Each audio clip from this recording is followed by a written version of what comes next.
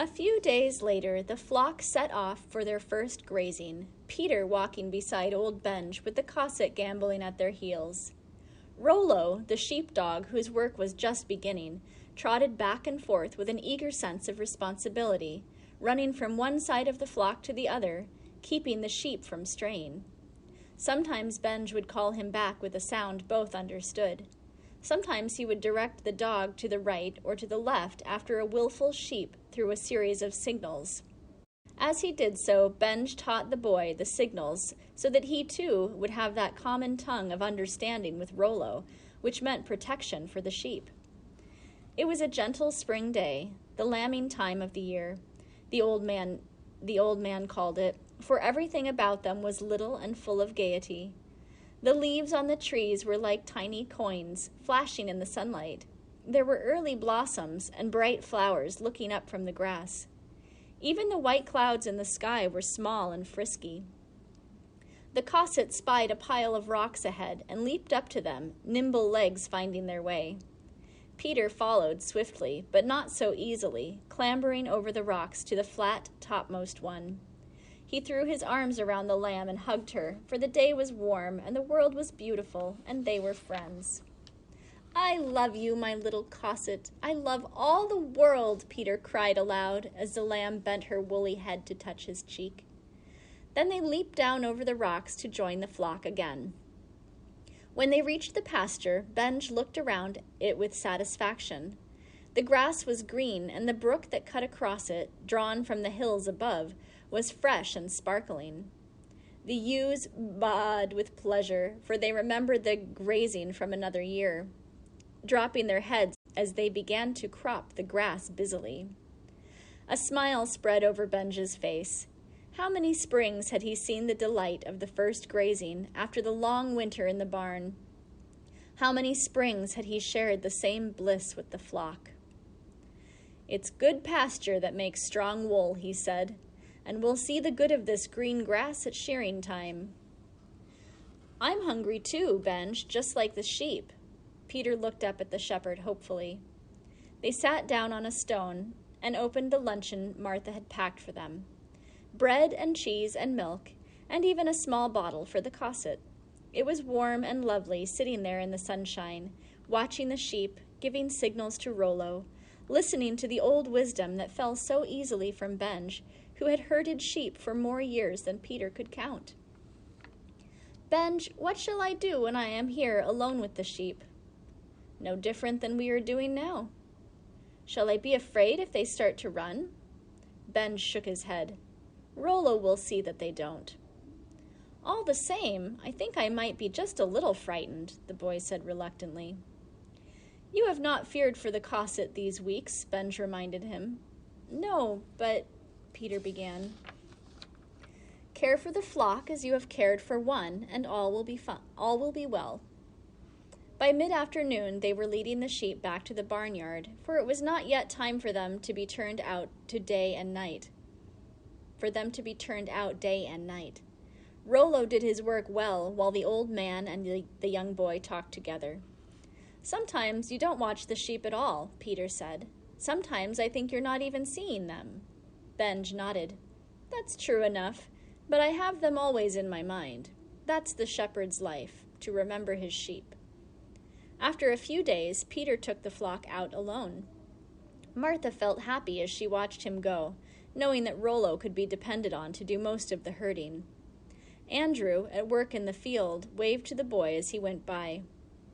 "When the sun begins to drop in the west, start for home," he called. "I shall," Peter called back, "but I hope that time won't come too soon." What a fine day it was, Peter thought as he looked around him, and the bright, gay world seemed made for him and the Cossack. What games would they play together while Rollo watched the sheep? After the morning chores were done, Benj sought out Andrew. He had an axe in his hands and some poles over his shoulder. "I'm going out to mend fences," he informed Andrew bluntly. "There's other work more important for today," Andrew said. "The fences can wait until the sheep are put out with neither boy nor dog to care for them." "I'm going today," Benj repeated. and turning abruptly, went over the path the flock had trod a few hours earlier. Andrew shrugged his shoulders and went back to his work. Benj had been with him so long that when he took a notion to do something, there was nothing for it but to let him do it. Peter, far up on the hillside, was full of glee.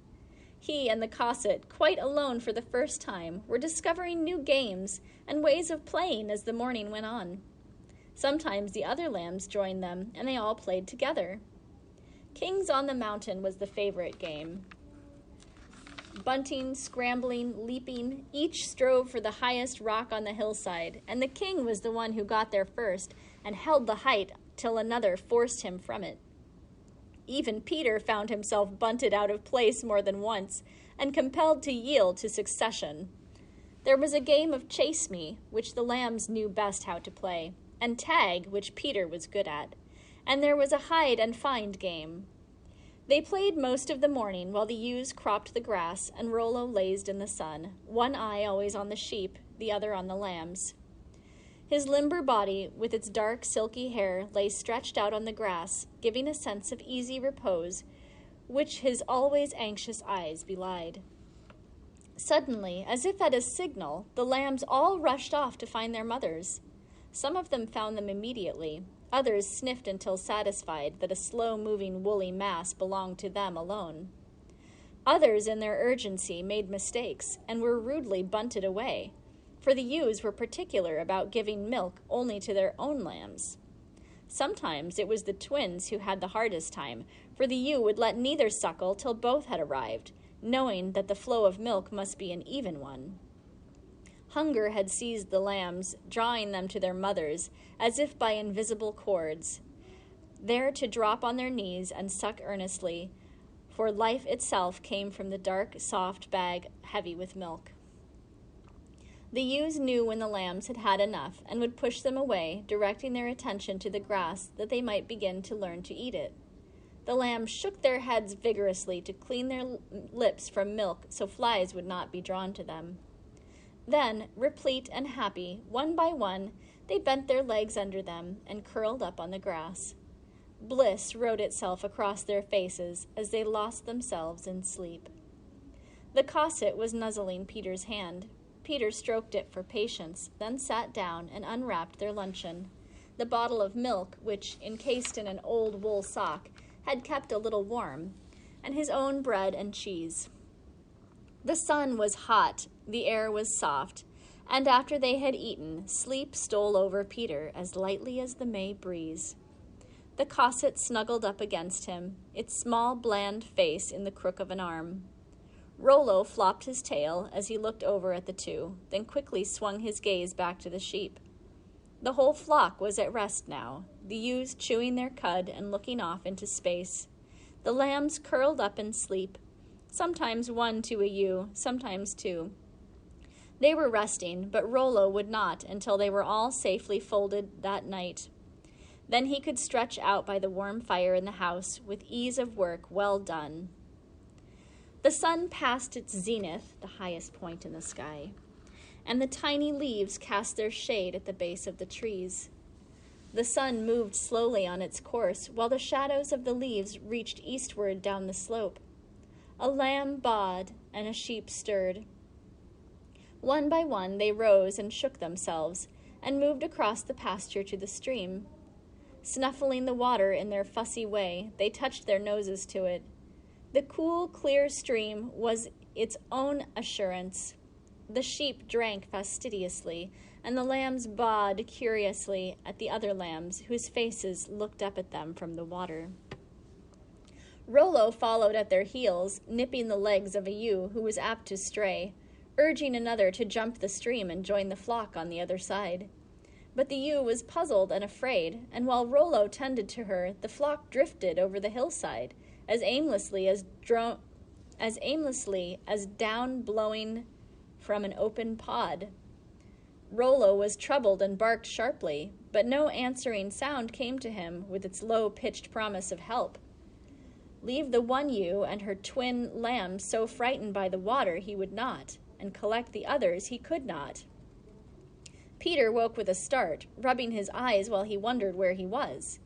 He felt the warmth of the cosset against his right side and shoulder, and the warmth was good. The day was still bright about him, but the rock against which he leaned was bathed in sunshine no longer. A cool wash of shade spread from it across the nearby grass. He sat up quickly.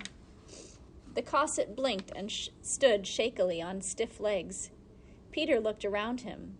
There were no sheep anywhere. He was alone on the hillside. "Rollo!" he called, while fear seemed to catch the sound and hold it in his throat. There was no glad answering bark, but as he listened for it, he could hear the far-off sound of sheep baaing. Tears burned in his eyes as he realized what had happened.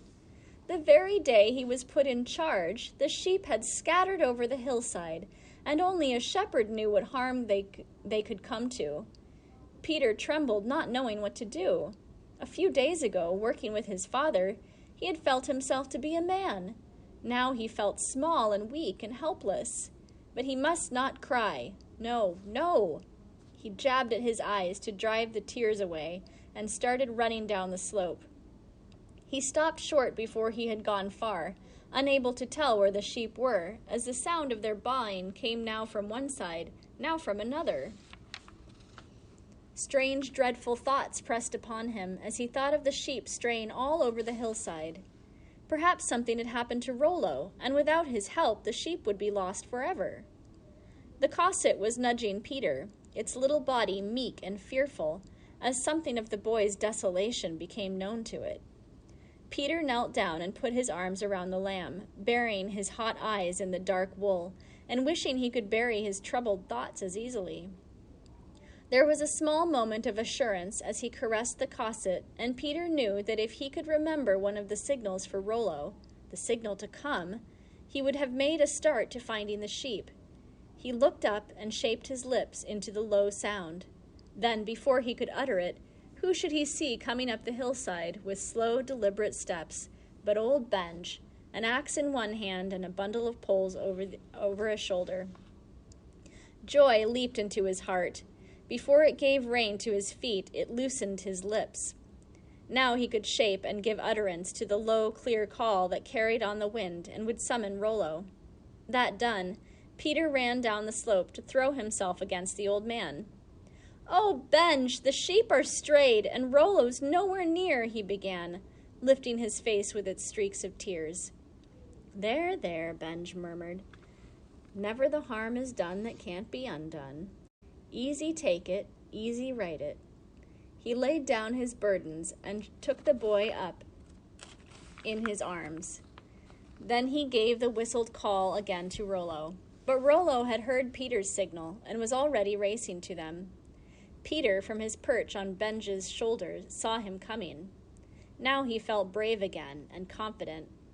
"Let me down, Benj. Let me down so I can help Rollo." Benj set him down at his feet just as Rollo came up to him. The dog looked at them for one brief moment, then doubled back on his course, going slowly and looking back every few moments to make sure he was being followed. Around the hillside they went, and across the brook, at a place where one sheep was baaing hoarsely. Benj gave her a helping push, which sent her over. Then he lifted her 2 lambs across. Up the slope they went now, and through a small woodland, into another clearing where the sheep were grazing at will, up and down the rough pasture, a straggled, disorderly lot. "Stand here, boy, with the cosset beside you, and let none of the sheep go past you. Once they become unruly, they often get headstrong." Peter stood still, while Benj worked slowly up the slope to head the sheep off from going further that way. Rollo worked down the slope. Responding to a series of signals, he edged right and left after the strays, bringing them back to the gathering flock. Between signals, he would lie with head down and ears alert, or stand as still as a clump of wild ferns. It was slow work, but gradually the flock formed itself into a unit again, and grazed over the hillside, compact and contented, a gentle baaing replacing the more querulous sounds that had marked their dispersal. Now Rollo moved them along, so they went toward the stream. The ewes, even the fractious one who had caused the trouble, stepping daintily through it or leaping it lightly, their lambs following. Benj stopped for a moment and took a big kerchief from his pocket.